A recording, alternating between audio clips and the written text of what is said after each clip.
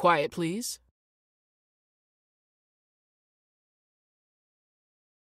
Quiet, please. Foley Marra Studios presents Quiet Please, which is written by Willis Cooper, directed by Chuck and Megan Marra, and features Kat Hammons. Quiet Please for tonight is called Camera Obscura.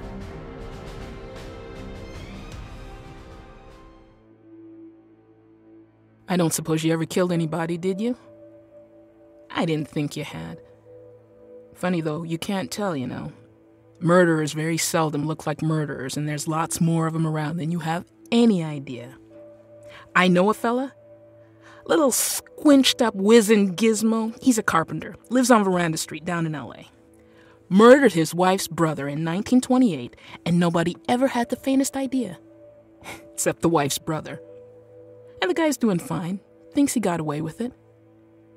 Yeah, he'll find out.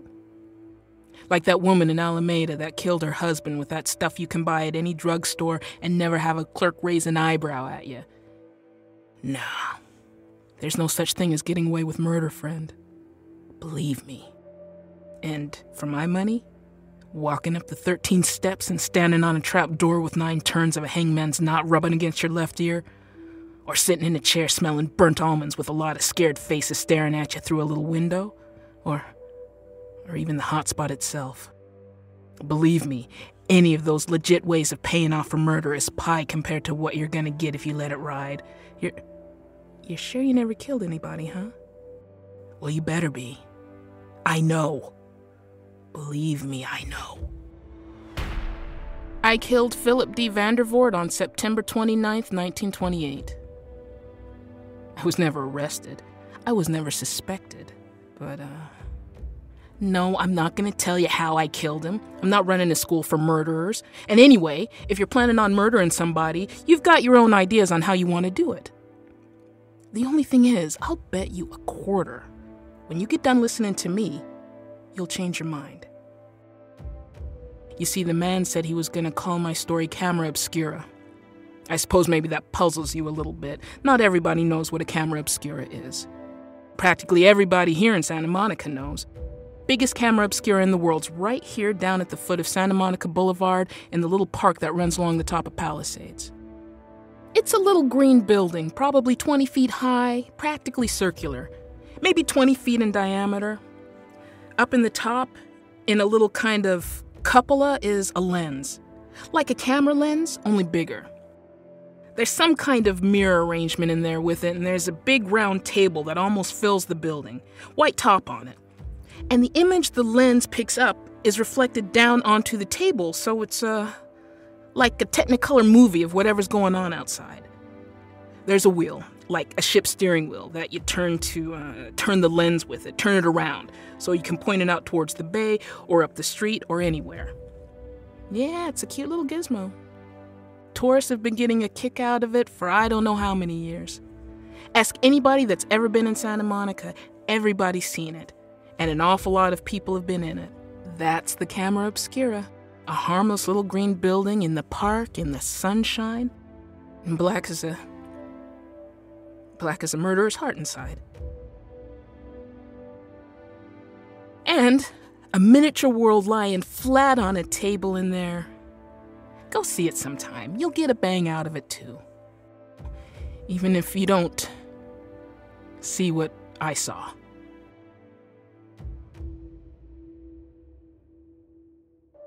There was this girl that worked in Llewellyn's restaurant next door to Harry Cowan's bargain store where I worked. Now, I've forgotten her name. Kate or Mary or Joanne or something. Just to show you. That morning, I went next door for a cup of what Llewellyn claims is coffee. Nobody in there but this girl, this waitress, Mary or Kate or whatever her name was. She'd been crying. I said, "What's the matter with you, kid?" Nothing. "Give me a cup of coffee." "What's the matter, kid?" Oh, nothing. Sai, you seen Phil Vandervoort the last couple days? I looked at her, and the tears started out of her eyes again, and I said, and I was telling the truth, I said, "Not since night before last. Why?" I said. Where'd you see him? Why, down at the PE station, down the streets. The matter? Did he run out on you? Sai, how did you know? What do you mean? Did he? He's gone. You sure? I knew it. I knew it when I gave him the money. I knew it. I just knew it. What did you do? Did you give him money? Oh, Sai, don't tell anybody. Will you please don't? Well, I won't, but... He said he needed $200 to pay a man for something. The banks were closed, and he couldn't get any money, and he needed it so bad. You mean you gave him $200? I borrowed it from Llewellyn. I told him I'd give it back to him in the morning. I had $240 I'd saved up, and... Sai, what am I gonna do?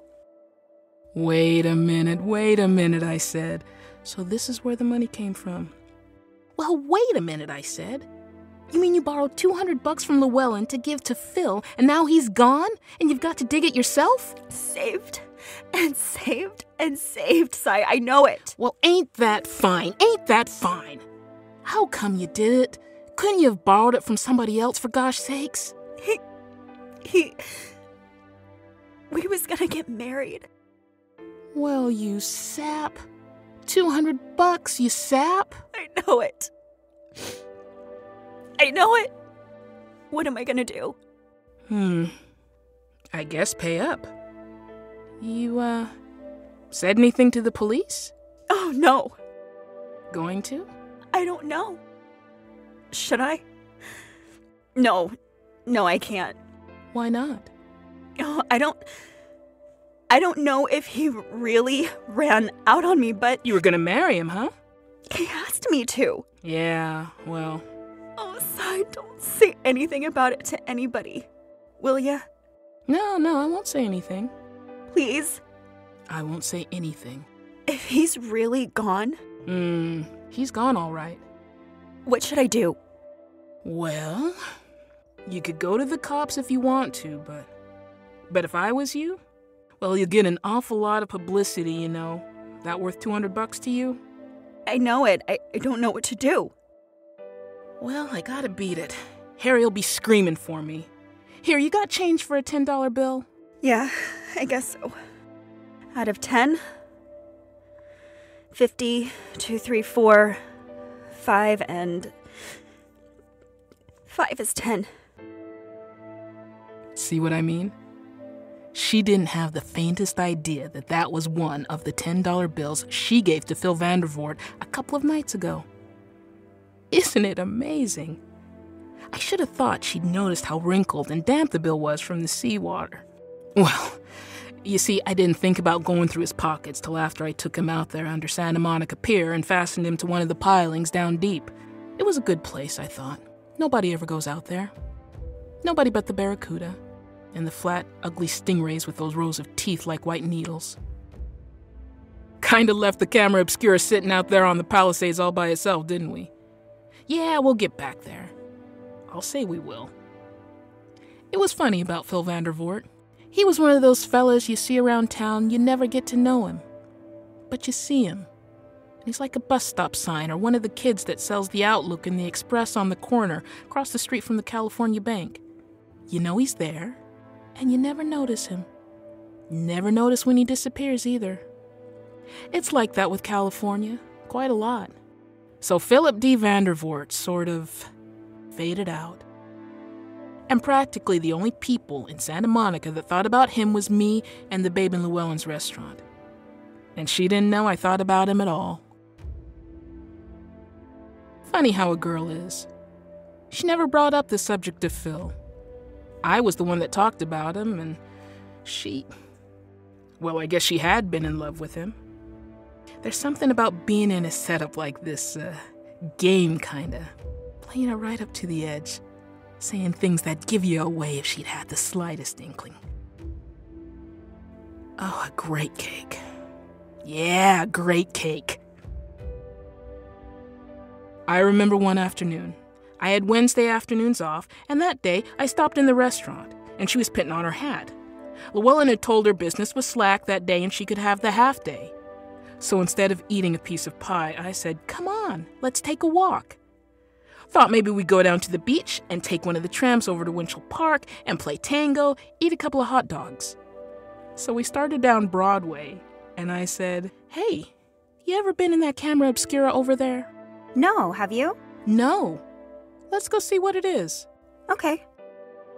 It was one of those afternoons when the sun was still shining bright. There was a big bank of fog sitting offshore a few miles, sort of sneaking in to take over. Those afternoon clouds in Santa Monica are a thing. They slide in, and all of a sudden there's like a great big damp gray seagull sitting down on top of you. So I figured the fog would be in another hour. The beachfront is pretty dreary when that happens, so maybe we'd kill a little time in this gizmo, then walk on over to the Criterion and see the Rough Riders. That's what was playing then, the Rough Riders. There isn't anybody around the Camera Obscura when we climb up the steps. No tourists, nobody. Just the girl and me. Whatever her name was. Wooden door bangs behind us. I didn't know a place could be so dark. Well, we stood there and looked at the white-top table and the moving picture of Santa Monica on it. I have to admit, it's quite a kick the first time you see it. But I hadn't seen anything yet. I twisted the wheel around. The picture slid across the tabletop, and there were the breakers rolling in. There was La Monica Ballroom and the merry-go-round on the pier. People fishing and people walking around, and I thought about what was under that pier. If it was still there. And then a man walked by real close, and he almost filled the whole picture. He turned, and he seemed to look right at us, up off that tabletop. Look! That's Phil! And there he was, staring right at me and kind of smiling. And right behind him in the picture was the pier I'd lashed him under. And he stood there. She fumbled at the door and threw it open. And the light flooded over the picture, and he was gone. Yes, and when I went outside, he was gone from there too. But we saw him, Sai. We both saw him. I don't know. I couldn't tell her. It was impossible for Phil Vandervoort to stand outside the Camera Obscura that afternoon, could I? I had to go along with her. I had to say, sure, you'll see him again. Sure, you'll get your $200 back. Sure, he'll show up again. Every time I said it, I got that chilly, cold seaweed feeling between my shoulder blades. Should have had sense then, and gone up to Clarence Webb's office and turned myself in and said, "Clarence, I murdered Phil Vandervoort, and you'll find him tied to a piling under the pier out there, just the other side of the dance hall." I should have done that. All he'd have done was send me up to Folsom, put a black cap on me. No. I had to do it the hard way. I had to get away with murder. Had the hunch and I didn't play it. I wish I had, that's all.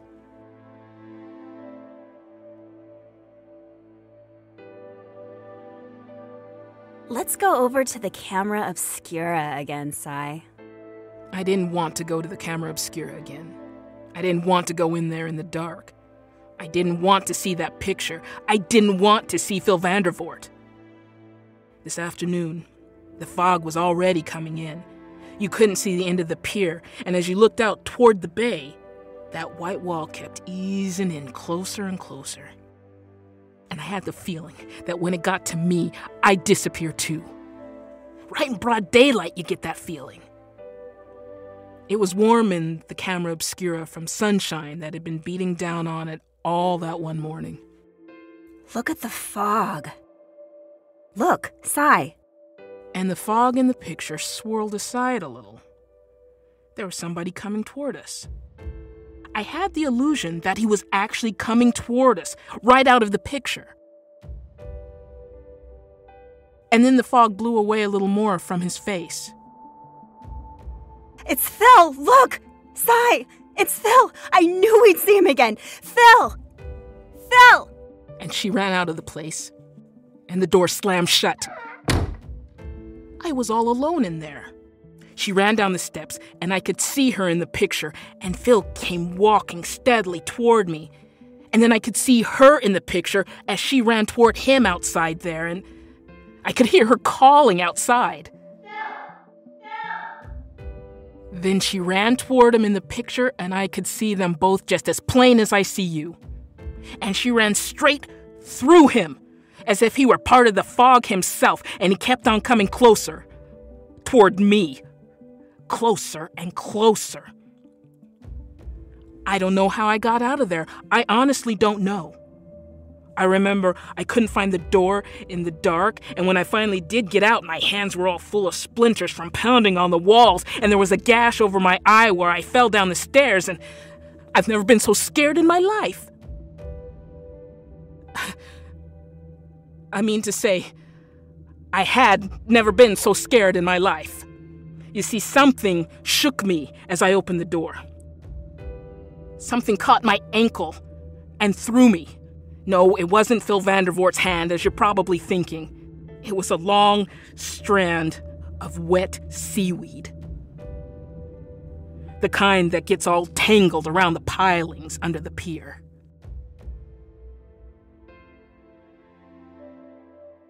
Let's go over to the camera Obscura. I said, I'll never go to that place again. I will never go to that place again. I'm going anyway. If you don't want to go, I'm going. I said, don't go. It's foolish to go to that place. There's some reason why Phil's hanging around that place, and I want to go there. I thought, I know why. I know why he's hanging around there. No, I won't go to the movies with you. I'm going over to the camera Obscura, whether you want to go or not. And I knew I had to go. I said to myself, if you let that girl go over there by herself, she'll see him again. And what'll she find out? I said to myself, you gotta go with her so you can keep her from finding out whatever she might find out. And I said, well, all right. I'll go just this one time. There wasn't any fog this time. It was a beautiful, bright day. It was just the two of us. Or I should say the three of us. Yeah, we saw him again. This time was the payoff as far as she was concerned. Oh, I'll tell you about it. There wasn't anything wrong with the picture as long as we had the lens aimed toward town. She turned the wheel slowly. The picture flowed past on the table. Up northward toward the Miramar Hotel, down Ocean Boulevard with the palm trees in front of the little real estate offices. And then we were looking up Broadway, and I could see Harry Cowan walking out of the store into Llewellyn's, and the gas station came into view. We looked down Ocean Boulevard the other way, and then the rustic fence at the edge of the Palisades, and the spires of the dance hall on the pier swam across the board. And there was Phil, leaning against a palm tree, not 20 feet away, it seemed. There he is. And just as if he'd heard her, he looked up at us and grinned. He lifted his hand and beckoned. Again, I had that curious feeling that he was real. He was three-dimensional there in the picture. And she opened the door and went out. But she came right back in. Sai, there's nobody there. I could have told her I knew that. There's nobody out there. There he was on the table, grinning at us. And he said something. I could see his lips move. What'd he say? I didn't hear anything. I'm gonna look again. And the little figure in the picture smiled again. And he raised his hand and pointed straight at me, and I could see his lips move again. He said, "Murderer." Sai, I'm scared. There isn't anybody there. And the little figure in the picture smiled again. And he raised his hand and pointed straight at me, and I could see his lips move again. And I knew she had read his lips too. He said it again. "Murderer." Stop that. I saw what he said. I saw it. Now I know. Now I know why we can't see him out there. He's haunting you. You killed him. You killed.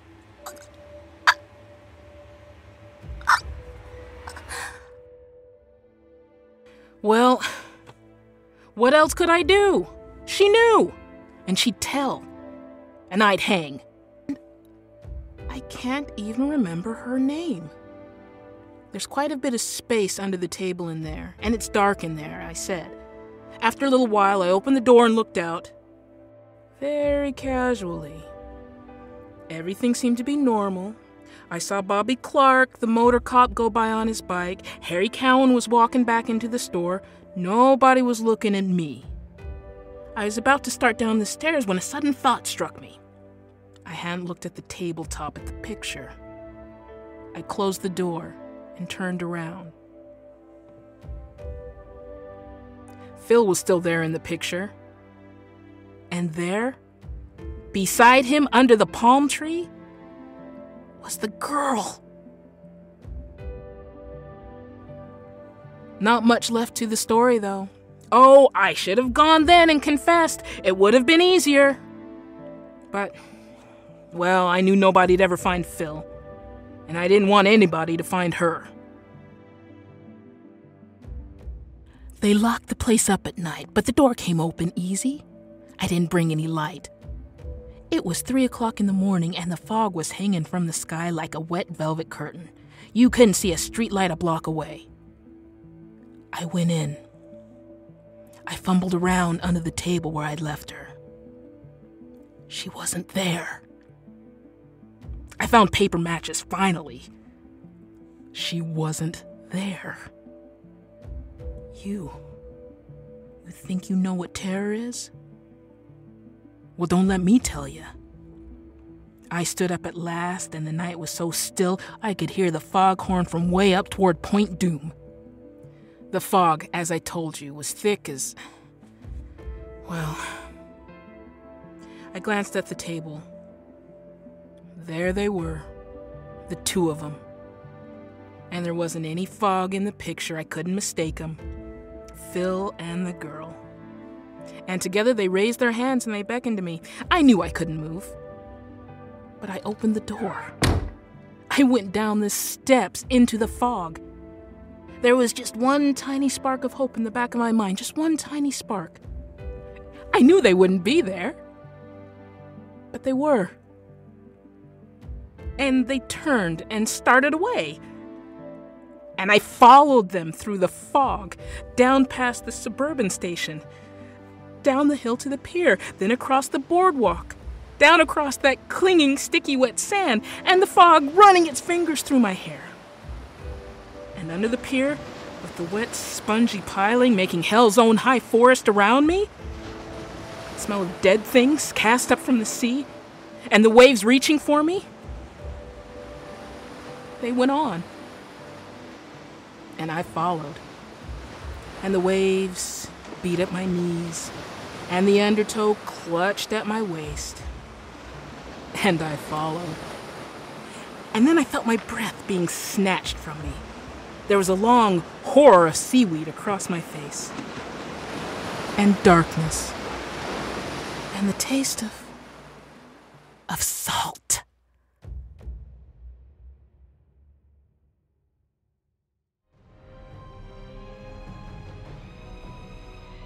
The title of today's Quiet Please story is Camera Obscura. It was written by Willis Cooper, directed by Chuck and Megan Marra, and the woman who spoke to you was Kat Hammons. And Rebecca Chabot played the girl.